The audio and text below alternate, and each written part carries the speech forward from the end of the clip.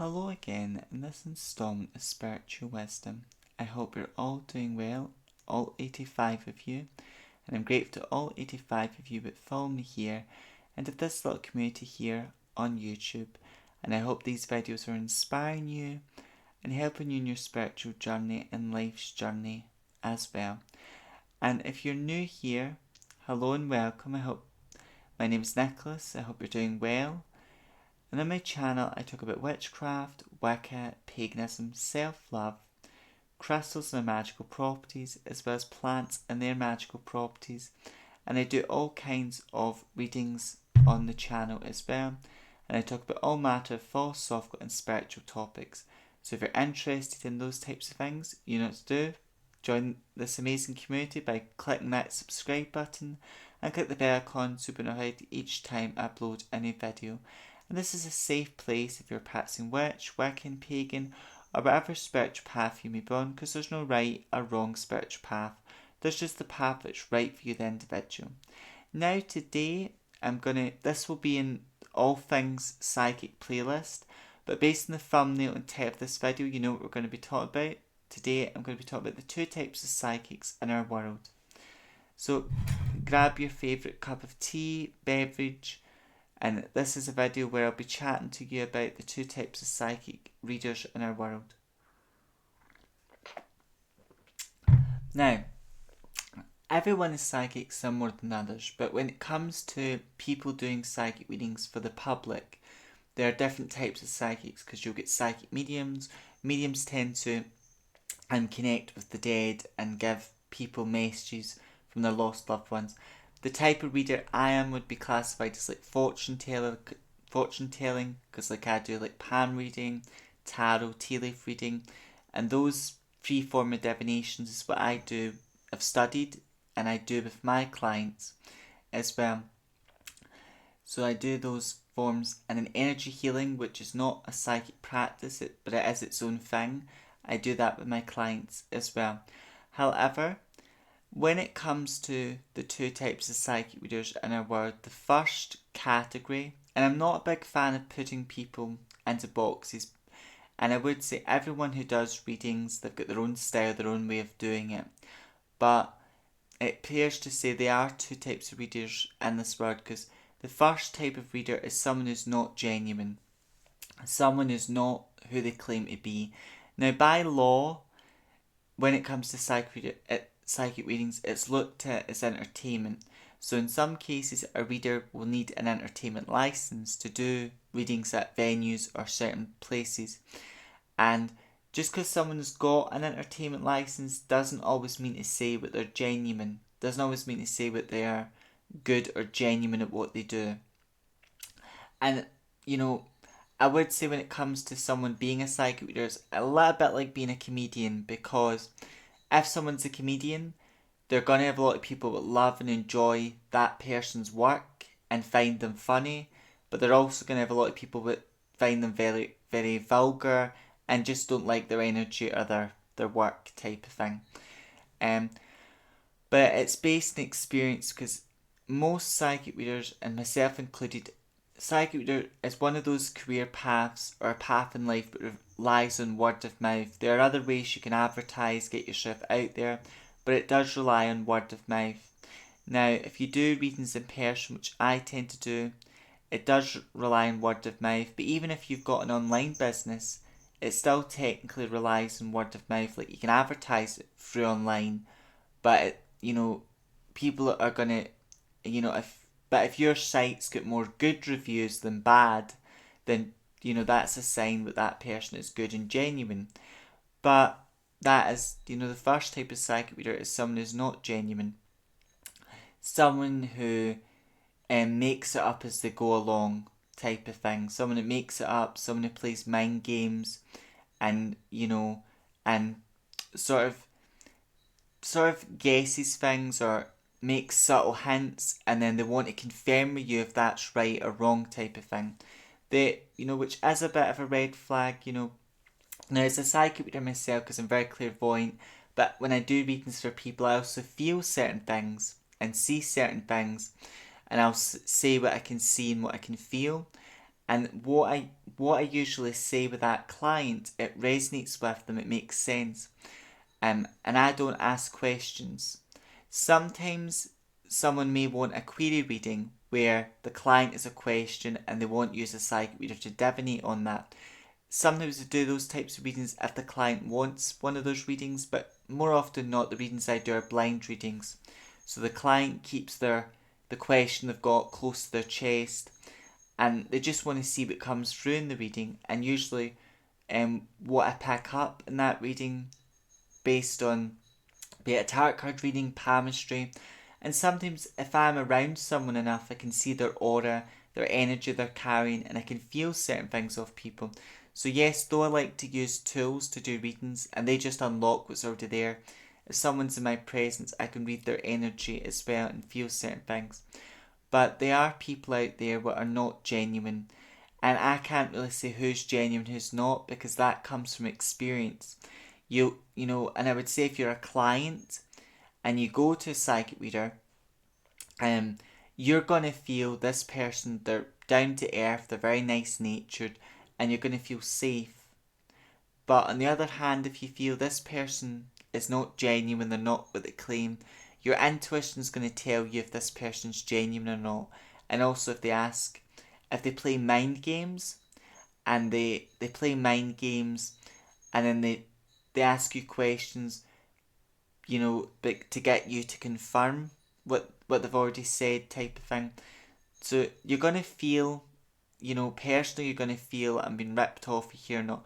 One of my clients, but it was a free reading. I didn't know this person from Adam. My mum didn't know this person really well either, but she started a friendship with someone. I offered them a free reading, and I told them things about their life, but only they knew. And I didn't know them for Adam, but I told this woman friend of my mum's things that were personal in her life, but only she knew, and it was very true what I said to her. And you know, I didn't know her for Adam. There's no way, but I would have known what happened to her. But I did feel certain things. I could see certain things, and I told her things about herself, but only she knew to be true. And then she shared with me an experience with her when she said she went to a psychic reader many years ago, and the experience was very traumatic and horrible for her, and she felt she was ripped off. And said, well, based on what you're describing and based on what the reader done, he played mind games with you, did rip you off, and he didn't tell you anything profound what was going to help you or anything really resonated with you, type of thing. So there are people out there, some people, though they've got an entertainment license, doesn't always mean to say they're genuine, because some people, they might have a license to do this stuff, depends, and usually you have to, more often if someone's got an entertainment license, they have to cut through a lot of red tape to get that license. Sometimes an individual can just pay for an entertainment license to do what they do, but that doesn't always mean to say they're genuine. And some people, they do this and they don't necessarily have a genuine, so it doesn't mean to say, my message here is, when it comes to if someone's a genuine psychic, it doesn't mean to say just because they've got an entertainment license but they are genuine, and just because someone's not got an entertainment license doesn't mean to say they're not genuine. And it depends on your experience with that particular reader and that. But there are people out there. Now, when I do psychic readings, for me, when I first started it, I loved divination. I loved doing readings to help people. Making money from this was not my first thought. I just felt I love like reading cards, people's hands, and I love divination and picking up energy and being able to read people and give people guidance and advice. I loved being able to do that. Making money from it never crossed really my mind. But people did say you're very good at this, you should charge for it.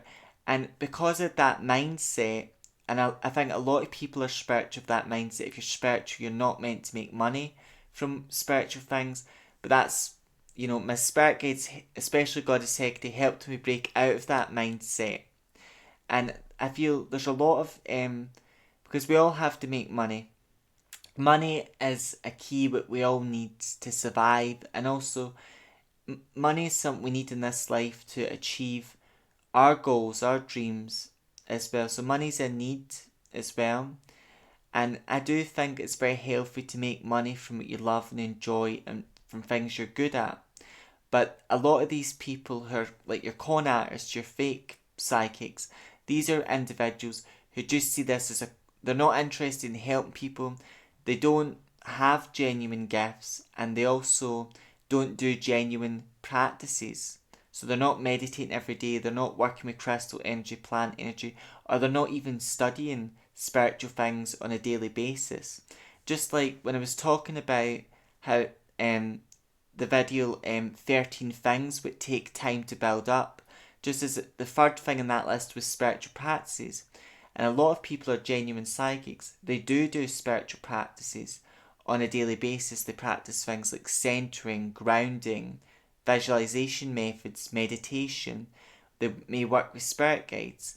A lot of psychic readers I know do work with spirit guides as well, and they do practice different methods to sense energy. Or a lot of psychic readers also study energy sensing as well.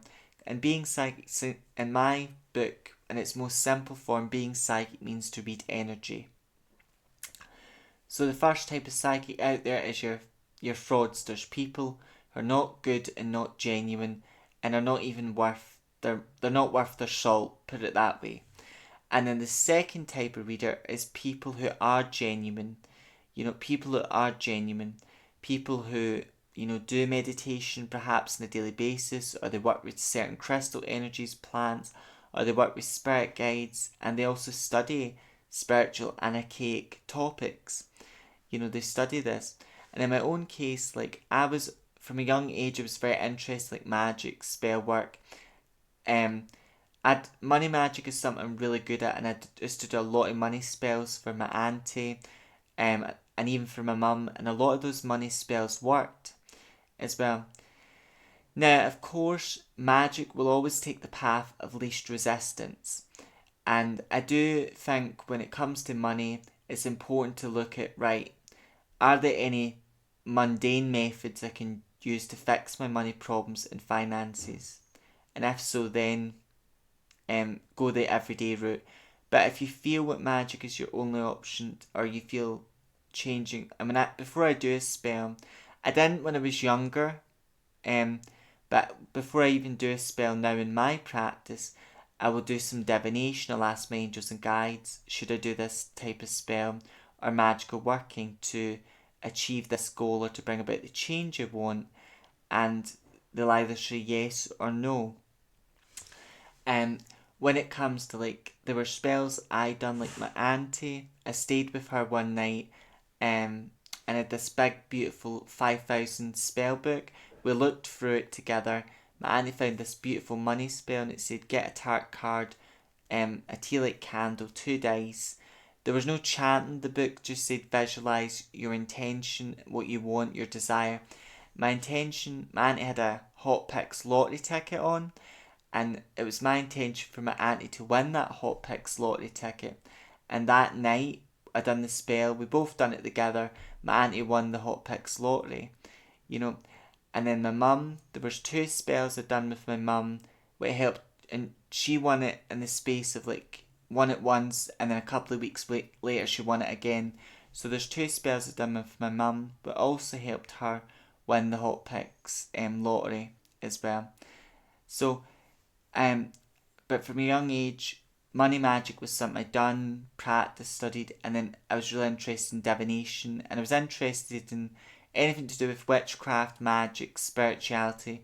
I was interested in it, and I learned a lot of this stuff from a young age, and I'm still learning. I'll always be learning, and right now, known life, like star anise is a plant that I'm meditating with right now, and I've wrote down my personal gnosis on this plant as well.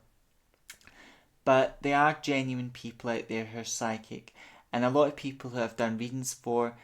When I started out, a lot of the readings were free, and then when I worked in Francis's shop, I did charge for what I do. I worked in Francis's shop part-time, which was the beauty box. I worked there part-time, and a lot of people would come in.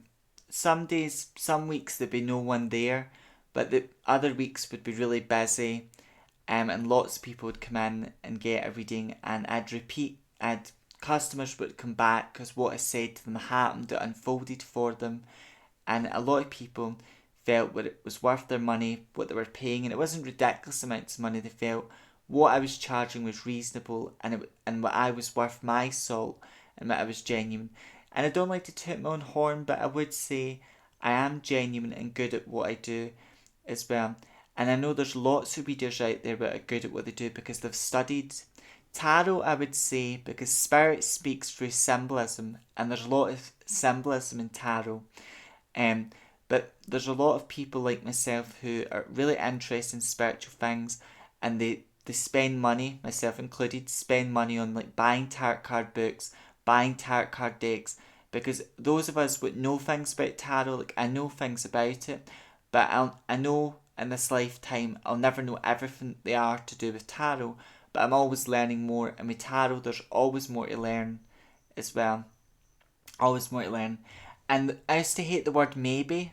I'll talk about that in a later video. I used to hate the word maybe because I'm that type of person where I like a straight answer, I like a yes or a no. So I like direct energy because then I know where I stand. But maybe, the word maybe is like liminal energy. It's someone on the fence, they've not really made their mind up about something. And like the card, the full card in tarot, that symbolises that energy, that maybe. What may, it could go that way you want it, or it might not go that way you want it. So that's got that liminal energy to it, that the full card, and I never knew that, because round about Christmas last year, I bought myself a beautiful tarot card deck on Amazon, and it had a lot of information about the cards, what chakras they connect to, it had yes and no on it, and some cards would be maybe. So I've been learning that as well. But a lot of people are genuine psychics. They do psychic exercises on a daily basis. They study spiritual things and they do spiritual courses. Or in their own personal life, they do a lot of spiritual practices and courses. And then they may share that knowledge with other people. Or they may keep it close to their chest and use that knowledge when doing readings to help their clients and customers as well. It'll depend on the reader. But I would say in this world at the end of the day, there are two types of readers. There are people who are not genuine, they're not who they claim to be, and there are people who are genuine, who are what they claim to be. And I think as a psychic reader, people have sometimes a lot of people have. I've done readings for skeptics, and I've done readings for people that believe but have had bad experiences, but they've maybe learned not to hit all psychics with the same brush. And I think that's never a wise thing to do. It's the same with I know people have got lots of mixed opinions or feelings when it comes to the police, but rather you like them or whatever you feel, the police are needed, they're needed and their job is valuable. But again, there's good and bad in any industry. So you're going to have cops that are corrupt and bent, if you like, and then you're going to have cops that are really genuine and do their job. But that's why it's never sensible to hit somebody for the brush. And it's same with doctors. Like Dr. Shipman really changed how people see doctors, because when it comes to a doctor, they take an oath to help people, to save lives. They take an oath. Now, Dr. Shipman really never honoured his oath type of thing. But at that time period, people would never see a doctor as someone who would hurt and kill their own patients to benefit off them financially. People would never think of a doctor that way. But just Dr. Shipman's that lesson, if you like, well, just because someone's a doctor doesn't mean to say that they're good and genuine either. Because you get your good doctors, and then you get people who are in the wrong job and just shouldn't be a doctor, or they're in it with ill intentions. But it's never wise to hit any group of people hit them all with the same brush. And a lot of people are either sceptical of us who are psychic, or a lot of people have had bad experiences, and because of that, they hit all psychic readers with the same brush. So my message here is not to hit all psychic readers with the same brush, and just to bear in mind what you will have readers in this world that are fraudsters, and what are not genuine, and then you've got people what are who they claim to be and are good and genuine at what they do as well. And and I would say when you get a psychic reading from someone who is good and genuine, you want to wait about 6 months before you see that person again, because a lot will happen in 6 months. Whereas if you go to that reader like in a fortnight or in a couple of weeks, you're going to get the same type of message or a similar message. So it's better to wait 6 months before you see that particular reader again if you felt they were good and genuine as well. And with my clients, but it depends on the psychic reader. Some psychic readers will work with someone. They might write down what they've said to you on paper. They might have an assistant who writes things down. In my case, like if someone gets a reading from me, rather it's palmistry, or tarot, and if it's in person, because I do in person readings, so it's where I come to someone's house and I do a reading for someone at their house. I give that client the opportunity to record the reading if they want to. And I've also done readings sometimes in my house as well, depending on the situation. In the future though, as a psychic reader in the future, because I'll still do readings in person, but in the future I do hope to create my own website and do readings through through a video chat type of thing.